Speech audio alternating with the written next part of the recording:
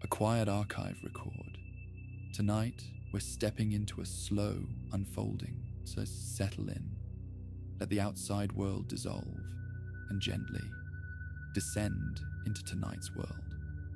We find ourselves traveling far from the familiar, across oceans of time and memory, to a land where mist clings to mountain temples, where bamboo forests whisper secrets older than written word, where warriors once walked paths between duty and death, between honor and oblivion. The air grows thick with incense and wood smoke.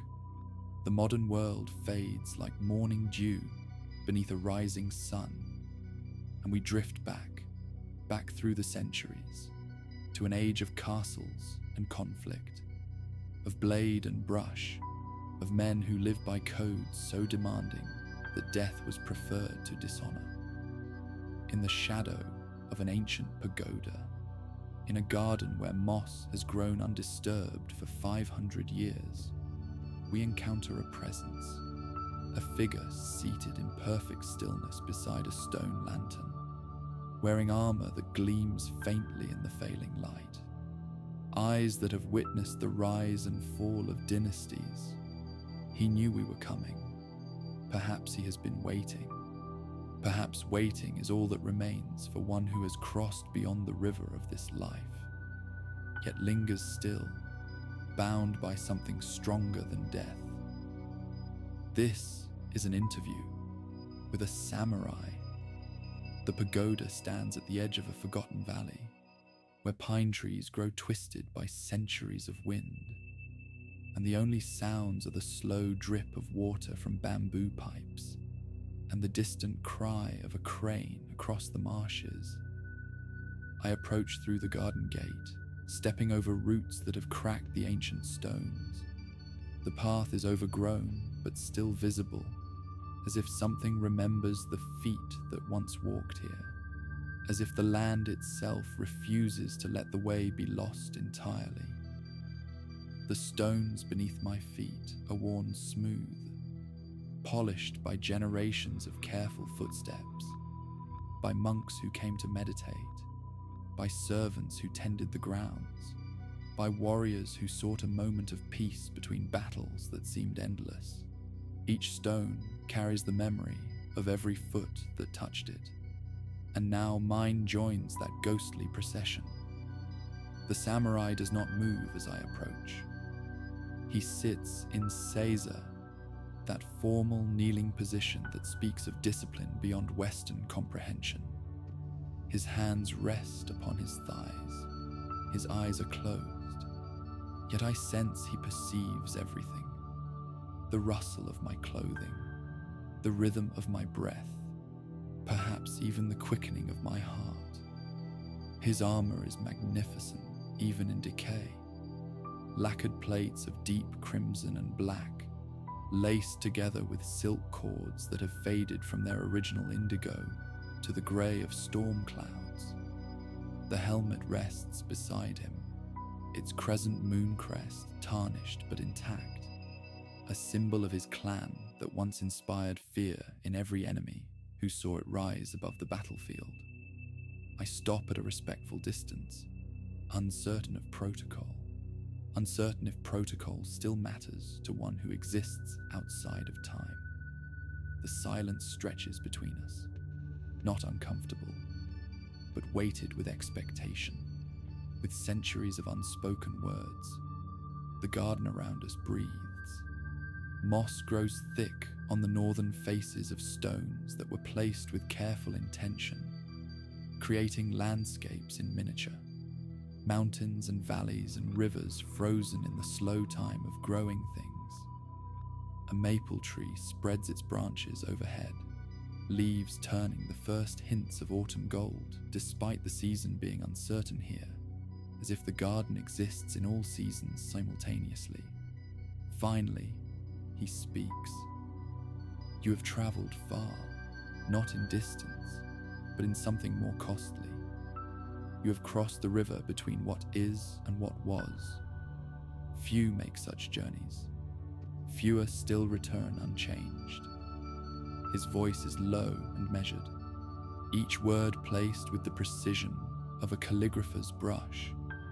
I realize he speaks not in Japanese, but in something older, something that exists beneath language, in the space where meaning is born before words give it form. I came to listen, I reply, to learn, if you are willing to share. His eyes open, dark and deep as temple pools, reflecting centuries of shadow. Willing, he repeats, as if tasting the word, finding it strange. Willingness implies choice, and choice is a luxury I surrendered long ago. I speak because it is my nature now, as the wind moves through bamboo, as water finds its way downhill. The story moves through me, whether I will it or not. He gestures to a stone beside him, smooth and flat, placed there perhaps for exactly this purpose, by hands that knew someday someone would come to listen. I notice now that the stone is not merely smooth, but carved with subtle patterns, waves that suggest water, clouds that suggest sky, the eternal dance of elements that the Japanese call ukiyo, the floating world.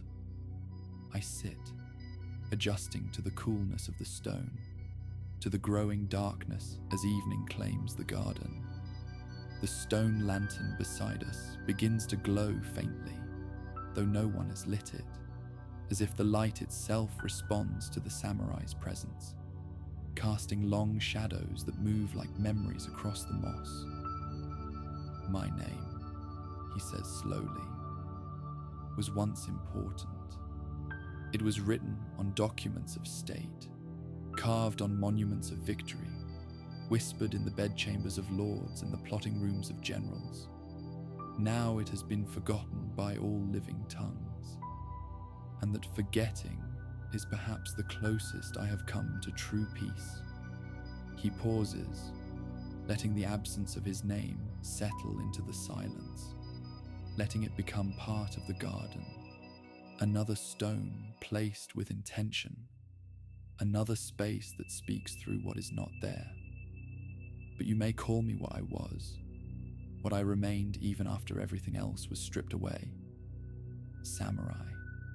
The word means one who serves, and that service, that binding of self to something greater, was both my salvation and my prison. A leaf falls from the maple tree above us, drifting down with impossible slowness, turning and turning in the still air, as if time itself has grown thick and heavy in this garden of memory. I watch it descend, red and gold and touched with brown, a small death playing out in unhurried grace. Tell me, I ask softly, what was the world like when you walked among the living? He considers the question, weighing it as he once weighed tactical decisions, with the patience of one who knows that hasty answers lead to defeat. The world then was not so different from the world now, in the ways that matter. Men struggled for power, for land, for the validation of their small existence. Mothers wept for sons who would not return. Children grew up in the shadow of walls built against neighbors who were once friends. The surface changes, the technologies of war advance, but beneath it all, the same hungers, the same fears, the same desperate reaching towards something that might give meaning to the inevitable end. Yet you chose the path of the warrior, despite knowing this. Chose. Again, that word seems strange to him, carrying connotations his experience cannot support. I was born into a family that had served our Lord for 7 generations. The sword was placed in my hand before I could walk. The code was whispered over my cradle before I could understand its weight. My first memory is of my father's voice, reciting the names of our ancestors, Their victories, their honorable deaths, the unbroken chain of service that bound us to our Lord as surely as rice binds to rice in the cooking pot. He lifts one hand slightly, and I notice for the first time the scars that cross his palm, pale lines against weathered skin, the history of a life written in healed wounds. By the time I was old enough to question, the path was already so deeply worn that deviation seemed impossible, unthinkable, shameful beyond measure. But I do not speak this to claim victimhood. The path was given, but I embraced it, willingly, joyfully at times. I believed in the code, in the hierarchy of heaven and earth, in the rightness of my Lord's cause, in the nobility of sacrifice. Perhaps I was wrong. Perhaps I was merely young. Perhaps there is no difference. The crane calls again across the marshes, closer now. Or perhaps I only imagine it closer. In this place where time has lost its ordinary shape, distance too becomes uncertain, everything flowing together like ink spreading through water. My childhood, he continues after a long pause, was not unhappy, despite what I have described. There was joy in mastery, in the slow accumulation of skill, in the approval of my father when a technique was finally perfected. There were festivals where the lanterns turned the castle grounds to gardens of light. There were friendships with other boys who trained alongside me, some of whom I would later face across the chaos of battle. We would practice together in the morning, compete fiercely during the day, and at night we would share stories of the great warriors, imagining ourselves in their place, dreaming of the glory we would win. We did not understand that glory and grief are two sides of the same coin, that the stories we loved had ended in blood and sorrow. We heard only the triumph, not the cost. One friend in particular, Takeshi, we were closer than brothers. We made a pact when we were 12 years old, that whoever survived the other would tend his grave, would speak to him on the anniversary of his death, would ensure his name was not forgotten. Childish promises, made without understanding what they might demand. He falls silent, and I sense there is more to this story, but it will emerge in its own time, or not at all. There is a moment, the samurai continues. In every duel, when the outcome is decided, it happens before the blades touch, before either man moves. It happens in the breath between intention and action, in the space where spirit meets spirit, and the weaker gives way. He draws his hand slowly through the air, miming the arc of a blade that exists now only in memory. The gesture is beautiful, economical, carrying the weight of 10,000 repetitions, of practice so deep it has become indistinguishable from instinct. I trained for this moment from the age of 7. For 12 years, I rose before dawn, when the world was still grey and cold and silent. I practiced cuts until my arms trembled and my palms bled, until the sword became not a tool, but an extension of my body, until I could not tell where my flesh ended and the steel began. He pauses, eyes focused on something beyond the garden, beyond time itself. I sat in meditation until my knees screamed and my mind finally grew quiet. All of this, not to become stronger or faster, though strength and speed came as natural consequences, but to become empty enough that when that moment arrived, I would not hesitate. Empty, I echo, tasting the word as he had tasted earlier. The mind is full of noise, full of wanting and fearing and planning and regretting. It chatters constantly, commenting on everything, judging everything, anticipating everything. In combat, this noise is death. While you think about victory, your opponent has already struck. While you fear defeat, you have already defeated yourself. While you calculate distances and angles, the moment has passed, and you are lying in the dust, wondering why your body no longer responds. He falls silent for a moment, letting the lessons settle. The empty mind moves without moving, acts without acting, sees without looking. It becomes one with the blade, one with the moment, one with the opponent himself, until there is no self and other. Only the single perfect cut that was always going to happen. There is a name for this state, mushin, no mind, but the name is merely a finger pointing at the moon, not the moon itself. How does one achieve such emptiness? Through years of practice, through failure after failure, through accepting that the mind cannot be emptied by force, cannot be silenced by will. The harder you try to stop thinking, the more you think. The secret is to stop trying, to let the thoughts come and go like clouds across the sky, noticing them but not following them, not building houses upon them. Eventually, if you are fortunate, if the practice has been deep enough, the sky begins to dominate, and the clouds become mere visitors, transient and unimportant.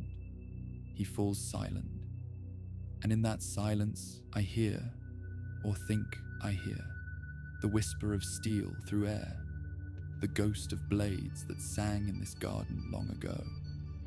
How many? I begin, then stop, uncertain if the question is too direct. How many did I kill? He completes the question without judgment, without evasion. You wonder if you sit beside a monster, if these hands that rest so peacefully have done monstrous things.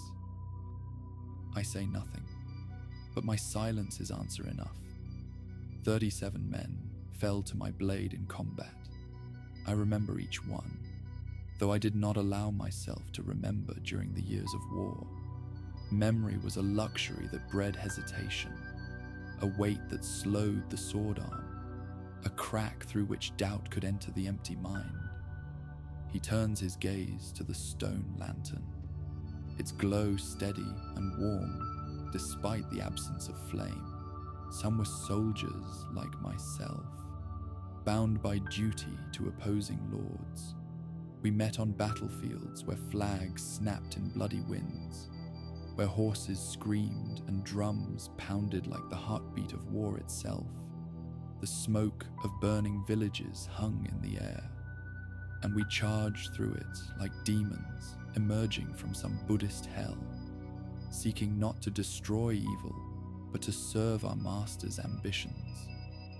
Others were assassins who came in the night, seeking to end my lord's line. I met them in corridors, lit by guttering torches, shadows fighting shadows, and their deaths were silent and swift. Some I killed in single combat, formal duels where both parties had agreed to settle disputes with steel rather than armies. These were almost peaceful, 2 men alone on a hillside, witnesses at a proper distance, the outcome accepted by all regardless of which man fell. Do you remember them, individually? Every face, every name I could learn, every final expression.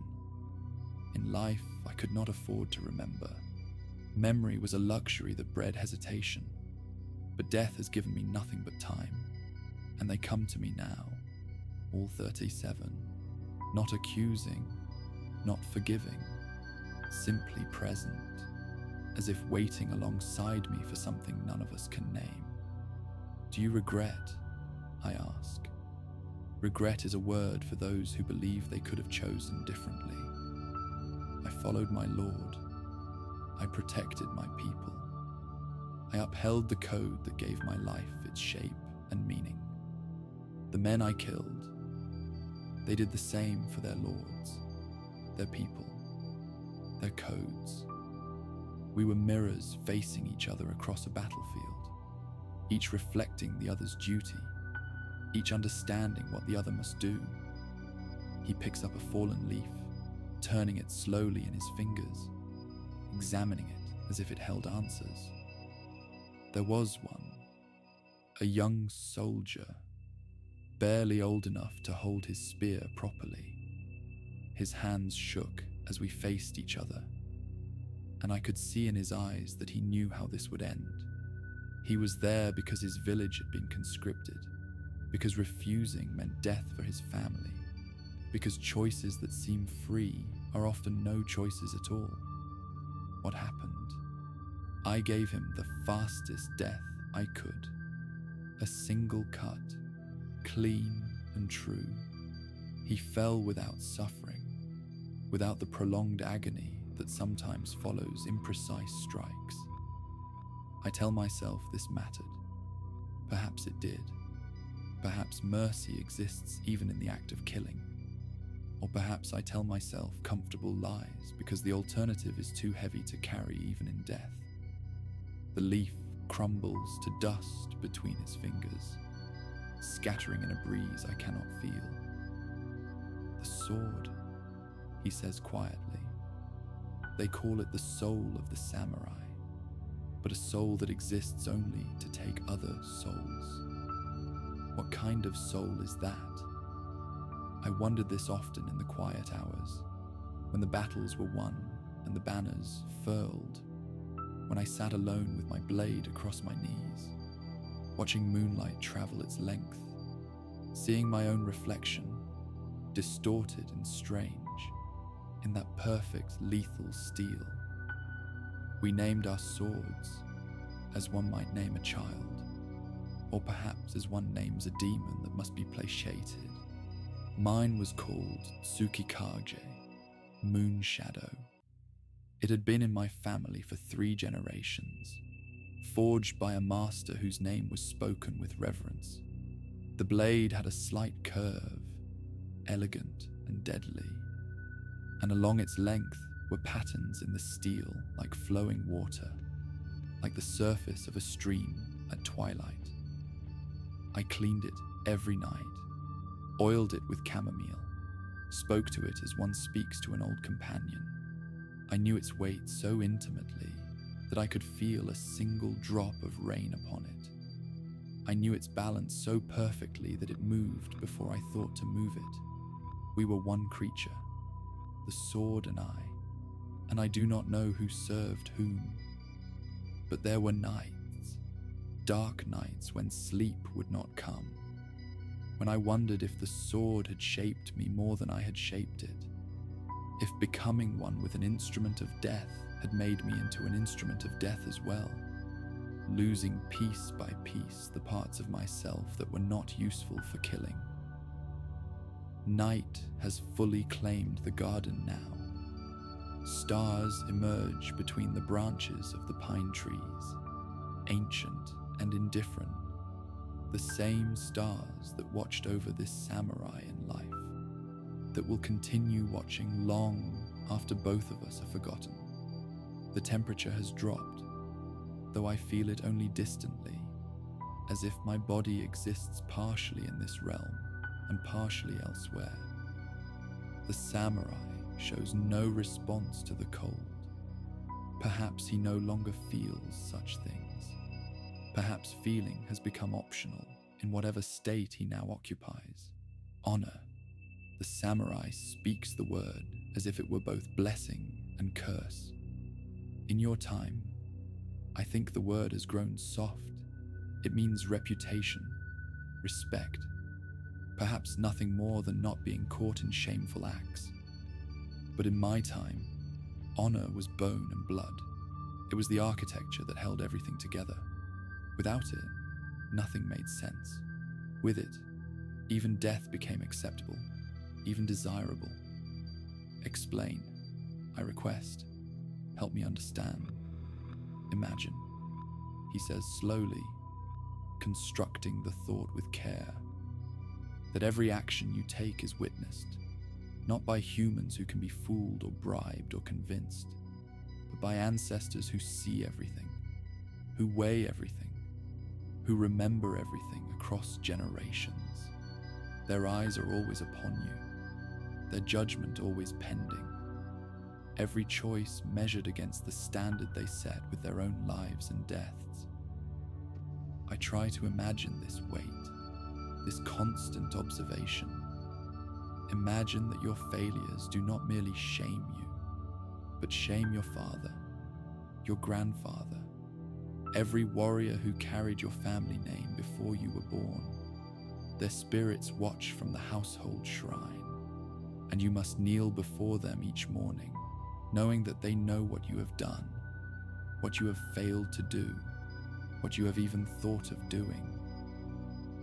Now imagine further, he continues, that this lineage extends forward as well, that your sons and their sons will inherit not only your name, but your reputation, that your single moment of weakness could poison their lives for generations, that your single act of courage could elevate them in ways you will never see. The weight of that, I murmur. Yes, the weight. You feel it now, pressing down on your imagination. Now understand that I carried this weight from childhood. It shaped my bones, determined my breath. Every choice I made was measured against this scale of honor, and the scale was merciless. It cared nothing for intention, nothing for circumstance, nothing for the secret longings of the heart. Only action mattered, only result. He shifts slightly, the first movement he has made since I sat down. The armor creaks faintly, a sound that carries centuries of wear and silence. There were rules, so many rules. How to speak to those above and below, how to accept a gift, how to refuse without giving offense, how to sit and stand and walk, how to eat and drink and sleep. Nothing was exempt from consideration. Nothing was too small to carry the weight of honor or dishonor. And the greatest rule of all, the one that overshadowed everything, was loyalty to one's Lord. This was not the loyalty you might understand, not a calculation of benefit or a contract to be renegotiated.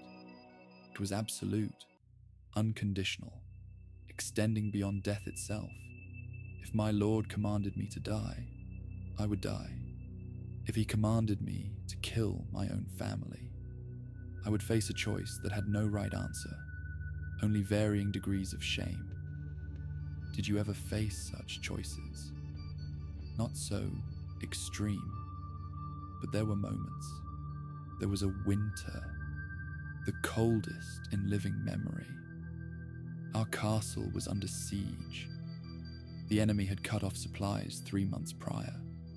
We had eaten the horses, the leather from our armor straps, things I will not name that shame me even in death. The garrison was starving. Disease had taken more men than enemy arrows. Each day the living grew fewer and the dead grew more numerous. He pauses, and I sense we have arrived at something central, something that has kept him bound to this garden across all the years.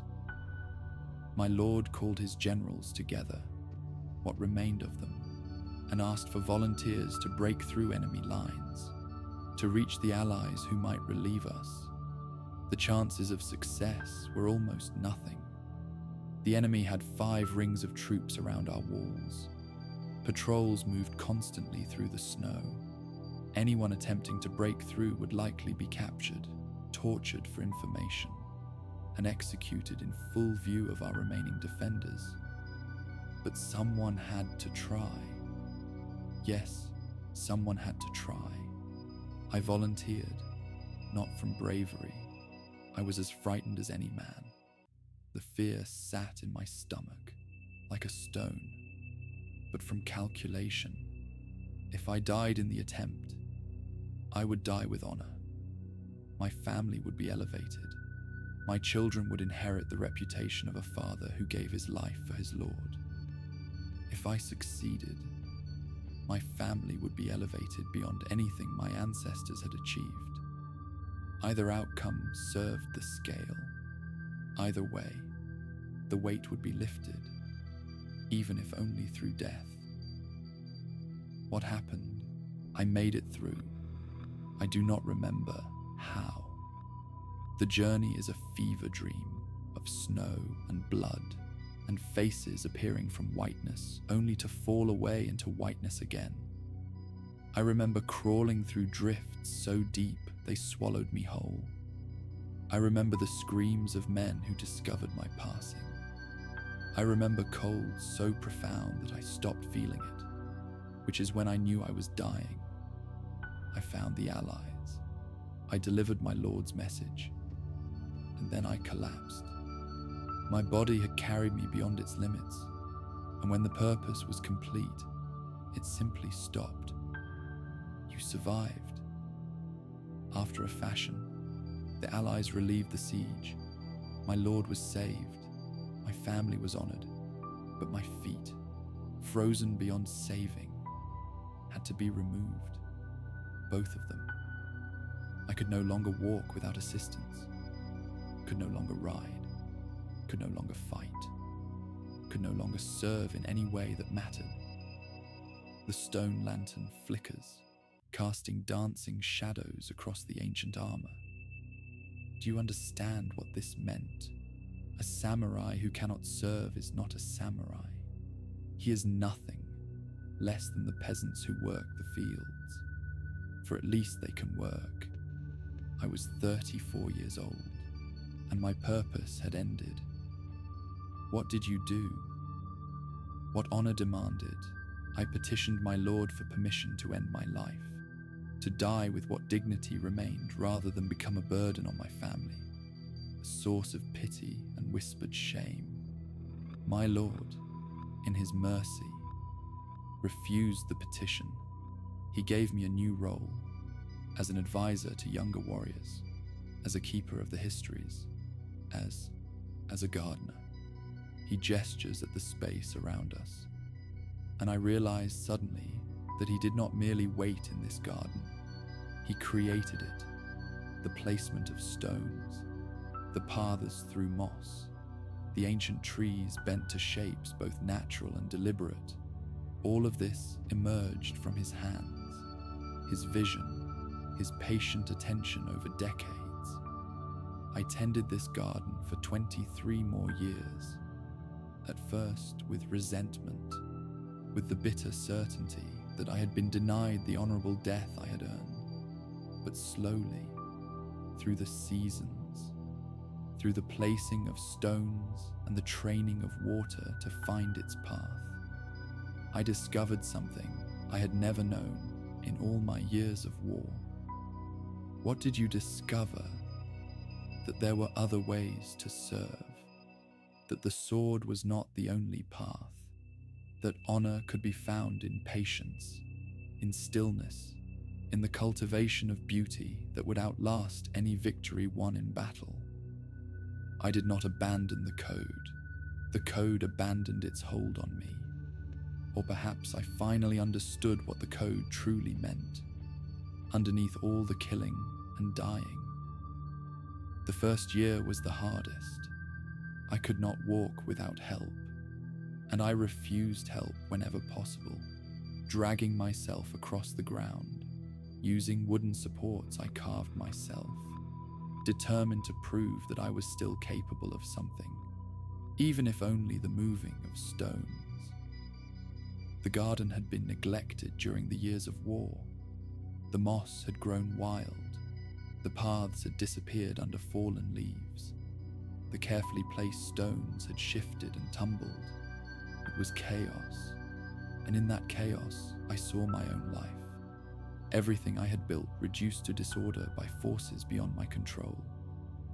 But slowly, stone by stone, day by day, I began to restore it, or perhaps not restore, for the garden that emerged was different from what had been before. It was mine, shaped by my limitations as much as my intentions. The paths were wider to accommodate my crawling. The stones were larger, so I could lean against them when my arms gave out. The design was simpler because simplicity was all I could manage. And in that simplicity, I found something I had missed in all my years of complex strategy and intricate swordplay. I found peace, not the peace of achievement, but the peace of acceptance, the peace of working with what is, rather than fighting for what might be. A student came to me once, the samurai says, in my final years of life. He was young, full of fire and impatience, eager to learn the secrets of combat that had made me legendary. He expected techniques, forms, exercises to strengthen his body and sharpen his reflexes. He had heard stories of my past, exaggerated no doubt in the telling, of the siege and the frozen journey and the 37 men who fell to my blade. He wanted to become such a warrior, to write his own legends in the steel and smoke of battle. What did you teach him? I told him to sit in the garden, to watch the water falling from the bamboo pipe into the stone basin below, to watch it for 1 hour, then return and tell me what he had learned. And he returned after 1 hour, furious, certain I was mocking him or testing his loyalty. He had learned nothing. He said nothing except that water falls downward, which even a child knows. His face was red with frustration, his hands clenched into fists. He demanded real instruction, the kind he had traveled 3 provinces to receive. The samurai almost smiles, though his face remains composed, a ghost of amusement passing like a cloud shadow. I told him to return tomorrow, to watch for 2 hours. He did, and returned still frustrated, though the frustration had aged from anger into confusion. I told him to watch for 4 hours, then 8, then an entire day, from the first light of dawn until the last light of dusk. Each time he returned more confused, more certain that I was either mad or cruel, but he kept returning. Something in him recognized that the lesson was real, even if he could not yet perceive it. Or perhaps he simply had nowhere else to go and no other teacher who would accept him. How long did this continue? 40 days. 40 days of watching water fall. 40 days of sitting still while his mind screamed for action, for meaning, for anything other than the endless repetition of the same moment. On the 41st morning, he came to me with tears on his face, and I knew he had finally seen. What did he see? That the water was never the same water, that each drop was unique, unrepeatable, existing for one perfect moment before joining the basin and losing itself forever. He saw that he had been looking without seeing, hearing without listening, present in body but absent in spirit. He saw that the sound of water falling was never the same sound, that it changed with temperature and wind and the moisture in the air, that 1,000 subtle variations played within what had seemed a single unchanging note. He discovered that attention, true attention, transforms the ordinary into the extraordinary. Most importantly, he saw that he himself was never the same person watching. that the one who sat down at dawn was not the one who rose at dusk, that impermanence was not a concept to be understood, but a truth to be experienced in every breath, every heartbeat, every moment of attention. The water in the bamboo pipe releases its drop, falling into the basin with a sound that seems to contain all the instruction necessary. I listen as I have never listened before, hearing not just sound but process, not just moment but transition. And once he saw this, the samurai continues, his swordsmanship transformed, not because I had taught him any technique, but because he was no longer afraid. Fear comes from clinging to what we imagine we are, to what we imagine we might lose. The man who understands that he is already changing, already dying, already becoming something else. What can such a man fear? He moves through combat like water through stone, finding every gap, yielding to every force, shaping himself to what the moment requires. You taught him to fight by teaching him to watch water. I taught him to die by teaching him to live. The rest followed naturally. He went on to become a master himself, his name remembered in schools of swordsmanship that persist even to your time, though the connection to this garden, to those 40 days, has been forgotten. I consider this, watching my own breath cloud faintly in the cooling air. Is this why you remain here? I ask. In this garden you created, are you still teaching? Perhaps. Or perhaps I am still learning. Death has not granted me the clarity I expected. I thought that when the body fell away, answers would come, that the purpose behind all the suffering would reveal itself. Instead, I found only more questions. And this garden, and the waiting. Waiting for what? I do not know. That is part of what I wait to discover. Perhaps for someone who can hear what I have to say and carry it back across the river. Perhaps for the moment when the last person who remembers my name finally forgets. Perhaps for the end of waiting itself, which I begin to suspect does not exist. A nightbird calls from somewhere in the darkness. Its song is unfamiliar, ancient, a melody that predates the first human ears to hear it.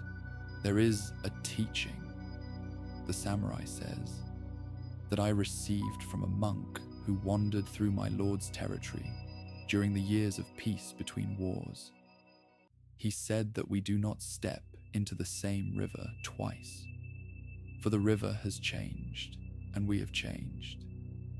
But he also said something I did not understand until I sat in this garden with ruined feet and nothing but time before me. What did he say? That the river does not step into us twice either. That our flowing through time is also time flowing through us. That what we call self is merely a temporary shape that the universe takes while it experiences itself. And when that shape dissolves, nothing is lost, because nothing was ever separate to begin with. I did not understand these words when I first heard them. They seemed like riddles, games that monks played to seem wise. I was a warrior. I dealt in certainties, in the weight of steel and the reality of death. Philosophy was for those who did not have to act. But sitting in this garden, unable to act in the ways I had always acted, I began to understand, not with my mind, which still resisted, but with something deeper, something that knew without knowing. I watched the seasons turn and saw that I was not separate from them. I watched the stones slowly shift and saw that I was shifting too. I watched the water fall and saw that falling was not failure, but simply what water does. The monk had also spoken of karma, the idea that our actions create consequences that ripple forward through time. I had killed 37 men. What karma awaited me? What consequences still rippled outward from those deaths? From the grief of widows and orphans I had created, from the futures I had ended before they could unfold. Perhaps this waiting is my karma. Perhaps I remain here until some balance is restored, until the debt is paid in ways I cannot understand. Or perhaps karma is not punishment at all, but simply the recognition that nothing exists alone, that every action touches everything, that the blade that cuts one man cuts the fabric of the world. There is a word. The samurai speaks into the deepening night. Mono no aware. It does not translate well into your language. The scholars render it as the pathos of things, or the bittersweet awareness of impermanence. But these translations capture only the surface, like describing the ocean by counting waves. Try to explain it to me. Imagine standing beneath a cherry tree in full bloom. The petals are perfect, pink fading to white at the edges, gathered in clusters so thick they seem to glow against the sky. You know, even as you stand there, that within days, perhaps hours, the wind will come, the petals will fall like snow, carpeting the ground, then fading, then vanishing entirely. Now, here is the crucial point. The knowing does not diminish the beauty. The knowing creates the beauty. If the blossoms lasted forever, they would be merely decorative, pleasant perhaps, but meaningless. It is the falling that gives the flowering its significance. It is death that gives life its preciousness. I have heard this philosophy. Hearing and understanding are different rivers. The cherry blossoms taught me this. In my years as a gardener, I planted 7 cherry trees at the eastern edge of this garden. I chose the location with great care, where the morning sun would illuminate them first, where the prevailing winds would scatter their petals across the moss like blessings. Each spring, they bloomed in clouds of pink and white, so perfect that even the lords would leave their councils to walk beneath them. Warriors who had seen terrible things, who had done terrible things, would stand silent beneath those branches, tears sometimes falling, though they would never acknowledge them. And each spring, within a few days, the petals fell, covering the ground like fragrant snow, then fading, then gone entirely until the next year. I observed this cycle 23 times, and each time I understood it differently. Each spring, I was a different man standing beneath different trees, though the names remained the same. The brevity makes them precious, more than precious. The brevity makes them true. A cherry blossom that bloomed forever would not be beautiful. It would be grotesque, a parody of beauty, something trying desperately to be what it is not, what nothing can be. It is the falling that gives the flowering its meaning. The samurai understood this. Why do you think we chose the cherry blossom as our symbol? Not because it was strong. It is among the most fragile of flowers. Not because it lasted. It lasts barely a week. But because it falls at the peak of its beauty, without clinging, without struggle, accepting the wind that takes it, surrendering to the ground that receives it. He reaches into his armor and produces something small, holding it in his open palm. I lean closer and see a single dried cherry petal, preserved somehow across centuries, still faintly pink, still impossibly delicate. My wife placed this in my hand on the morning I left for the siege, the final campaign before my feet were taken. She said nothing. She did not need to. The petal said everything, that she knew I might not return, that she accepted this, that our love, like the blossom, was beautiful precisely because it could not last. Your wife, Masako, her name meant true child, and she was true in every sense of the word, true to her family, true to her duties, true to me, even when truth demanded more than anyone should be asked to give. She waited 17 years for me to return from that siege. 17 years of uncertainty, of rumors, of official silences that could mean anything. She raised our children alone, managed the household, refused 3 proposals from men of higher station who could have given her comfort and security. Why did she refuse? Because she had placed a petal in my hand. Because that gesture was a vow deeper than any spoken words.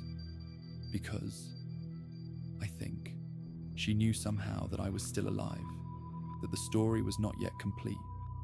When I finally returned, diminished, broken in body, if not spirit, she said only, "The garden will need tending," and we tended it together for 23 years, until the spring when she sat beneath the cherry trees one morning and did not rise. The dried petal trembles slightly in his palm, though there is no breeze. I buried her where she sat, beneath the 7th tree, the one that had always bloomed first each spring. I planted an 8th cherry tree over her grave, and I tended that tree more carefully than any other, speaking to her through it, telling her about the children, the grandchildren, the small victories and defeats of household life. She never answered. Of course. But I knew she listened. I could feel her listening in the way the branches moved, in the quality of the blossoms each spring, in the particular shade of pink that matched exactly the color of the ribbon she had worn in her hair the day I first saw her, standing beside a river, washing clothes, singing a song I would hear in my dreams for the rest of my life. His voice has grown quieter, intimate, touched by something even death has not extinguished. Do you still speak to her? I do not need to. She is here now, not visible as I am visible to you, but present in the garden she helped create, in the stones she placed, in the moss she nurtured. We do not converse, but we are together, in the same way that 2 trees planted near each other share the same earth, the same rain, the same slow turning of seasons. This is perhaps what waits beyond the waiting, not reunion as stories describe it, with embraces and words, but something quieter, simpler, truer. I look around the garden with new eyes, seeing not just a collection of plants and stones, but a monument to love, a conversation across time, a marriage that death could interrupt but not conclude. She taught me things. The samurai continues softly, that no sword master could teach, that no code could command. She taught me that strength is not always hardness, that sometimes the strongest thing is to bend, to yield, to admit that you are afraid or confused or lost. I could face a dozen enemies without flinching, but I could not face my own vulnerability until she showed me how. In her presence, I did not have to be the legend, the fearsome warrior whose name made enemies hesitate. I could be merely a man, with doubts and weaknesses and foolish hopes. She created a space where all my armor, inner and outer, could be laid aside, and I could simply breathe. I did not appreciate this gift while she lived, or perhaps I did, but not enough. Never enough. We think there will always be more time, more chances to say what should be said, more opportunities to be the person we mean to be, and then suddenly there is not.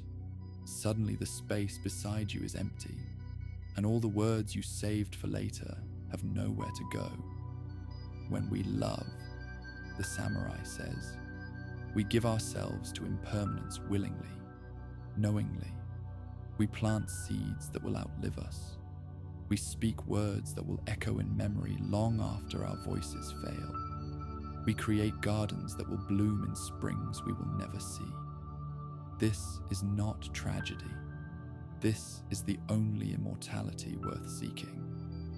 Not the preservation of the self, but the giving of the self to something larger, something that continues when we cannot. The stars have wheeled above us. Time in this garden moves strangely, and I cannot tell if hours have passed or only moments. The samurai's armor gleams less brightly now, as if he too is fading with the night.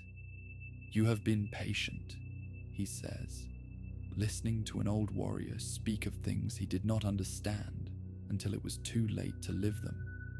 But perhaps that is always the way. Perhaps understanding comes only with distance, only when we can see the whole pattern that was invisible while we were woven within it. Is there something you wish you had known? I ask. When you were young, when you still walked the path of the sword.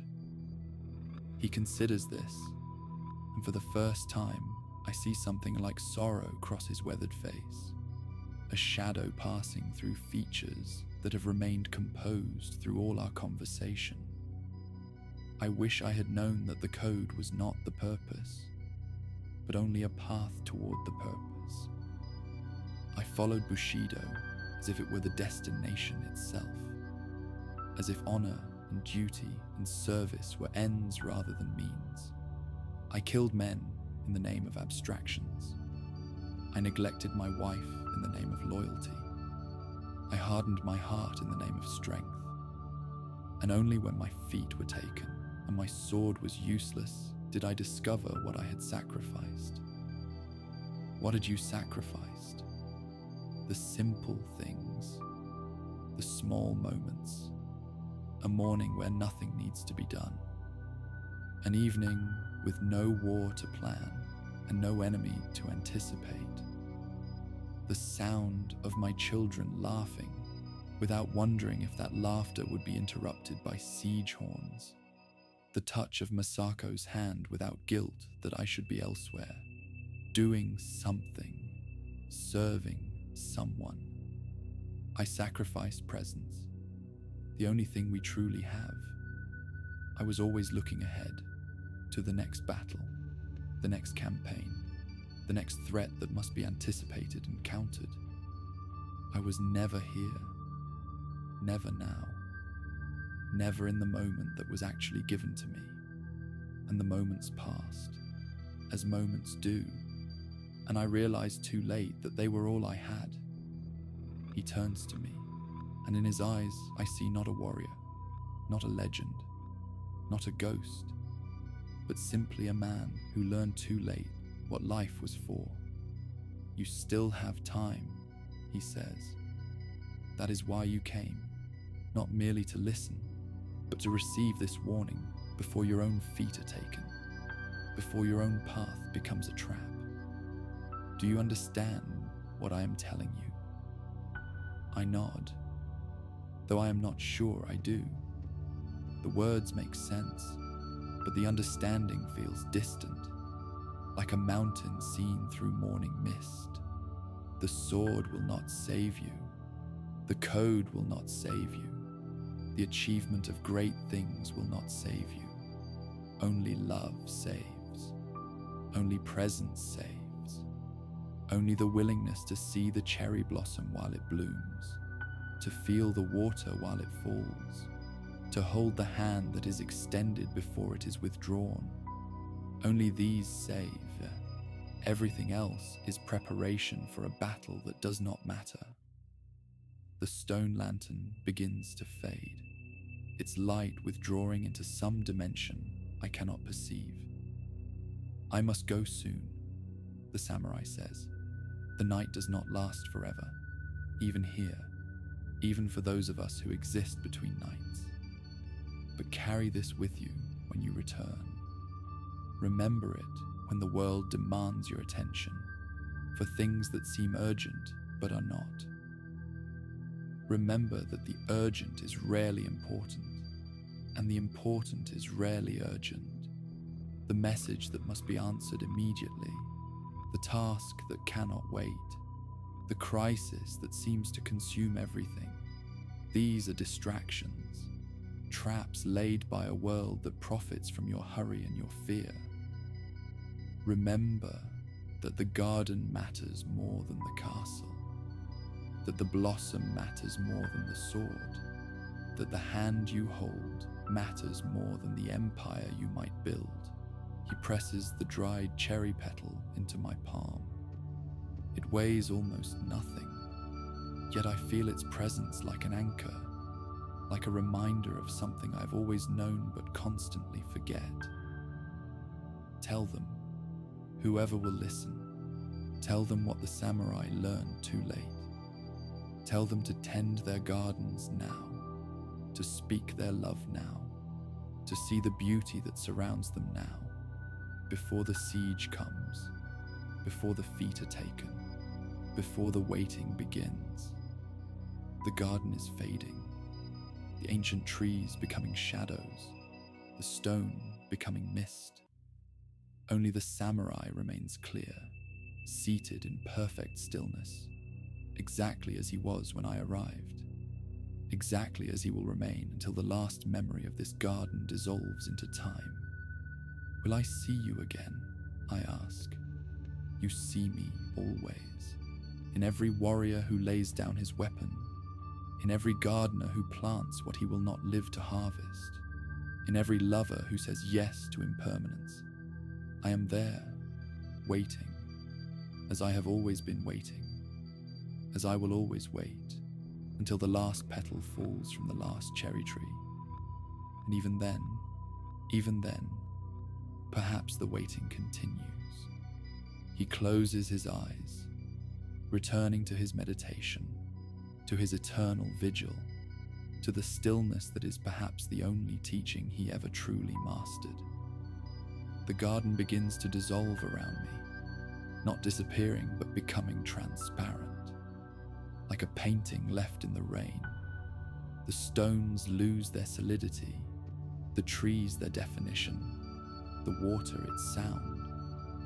Only the samurai remains clear for a moment longer, a figure of absolute stillness in a world returning to flux. And then he too begins to fade, not away, but into the moss and stone, into the falling water, into the starlight and the silence. He does not leave the garden, he becomes it, as perhaps he always was it, as perhaps the garden was always him. I understand now why the place felt alive when I arrived, why the stones seemed to remember, why the paths seemed to know where they were going. The samurai has been here for so long that the distinction between keeper and kept has dissolved. He tends the garden, and the garden tends him. They are one continuous process of care. And I drift back, across the river of time, clutching a dried cherry petal that will not survive the crossing, but whose weight I will feel in my palm, forever. The garden fades, dissolving like morning mist beneath a rising sun. But something remains, a weight in the palm, a whisper in the mind, a truth that needs no words to carry its meaning. the samurai waits still, in gardens that exist outside of time, in the space between falling and landed, between holding and letting go. And we carry his lesson back with us, into the world of urgency and forgetting, where cherry blossoms bloom and fall each spring, unnoticed by those too busy to see, until we too learn, as he learned, that the sword is not the answer, that the garden is not the destination, that the only thing worth serving is the moment itself, held gently, gratefully, before it passes, as all moments pass, as all things pass, into the quiet, into the stillness, into the soft embrace of night, and somewhere, in a garden that exists outside of time, a samurai sits in perfect stillness, waiting, tending, remembering. The water falls from the bamboo pipe, the cherry blossoms wait for their season, and the moon rises slowly over ancient stones, casting shadows that dance like memories across the moss. This was a quiet archive story, where the story ends, sleep begins,